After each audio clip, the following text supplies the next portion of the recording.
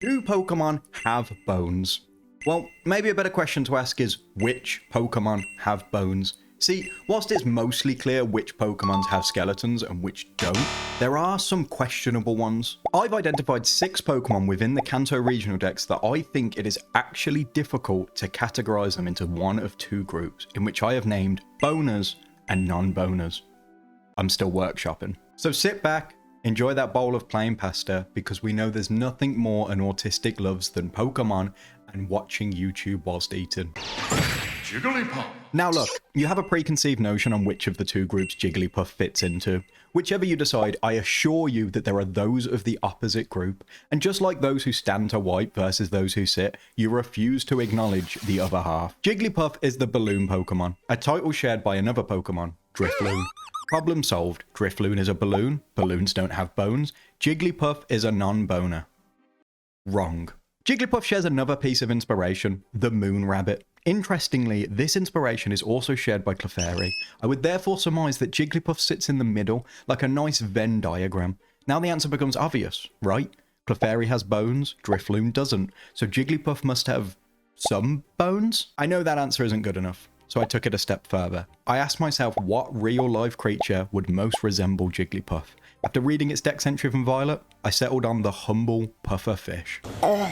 Pufferfish has this weird caltrop-like structure inside its body that expands when it inhales. Pretty rad. Jigglypuff has bones. But wait, these aren't technically bones. They're a type of hardened scales and do not actually equate to a skeleton. And as an extra piece of evidence, Jigglypuff isn't a pufferfish. So does Jigglypuff have bones? Maybe. It's inconclusive, and why the Pokemon made the list.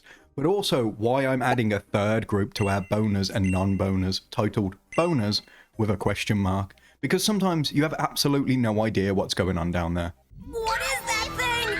What is it? I'll be upfront with this one. I don't think Magnemite has bones. However, I think there are some significant arguments for why it could just as easily have bones, or at least be inconclusive. First, let's start with the obvious, why this creature is boneless. For starters, its gender ratio does not exist, as is consistent with a lot of man-made type Pokemon. Additionally, in both the Sword and Legends Arceus' Pokedex, it's stated that if you both give Magnemite batteries, it will start moving again, and referred to a single eye embedded in an iron sphere.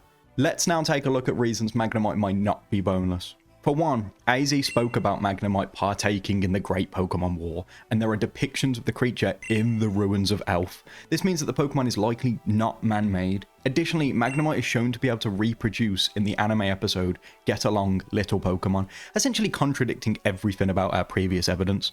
Also, probably wouldn't taste good in a KFC. So what's my theory? Well, either Magnemite is a small creature with bones encased in a metal shell. This shell is constructed, as evidenced by the 3 Phillip head screws holding it together, which has some wonderfully post-apocalyptic implications. Or Magnemite, as its name suggests, is a mite, an insect-like creature. The casing is akin to man-made steel, but is in fact a carapace or exoskeleton, thus boneless.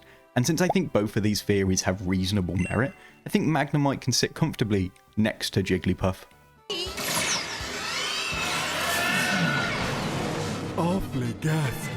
I'll be completely honest with you, Gastly is the entire reason that I made this video in the first place, and since then I have gone on a journey to discover just how stupid I am.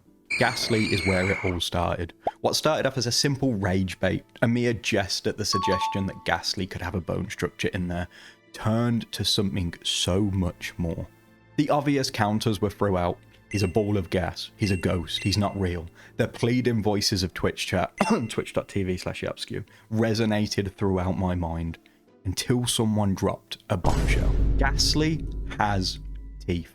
You could hear a pin drop, a foolproof argument solidifying Gastly's place as a boner until right now, when I'm writing this script.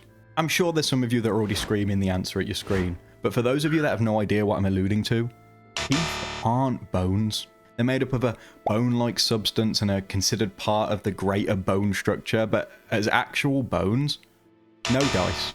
He is a certified boneless boy, but for those few fleeting moments, Gastly had bones. I'm afraid I must ask for a reasonable suspension of disbelief as we explore the internal biology of a fantasy creature depicted to present a mass of vines. As I'm sure we all know, Tangela's vines actually encapsulate his real form, sort of as a progenitor to Mimikyu.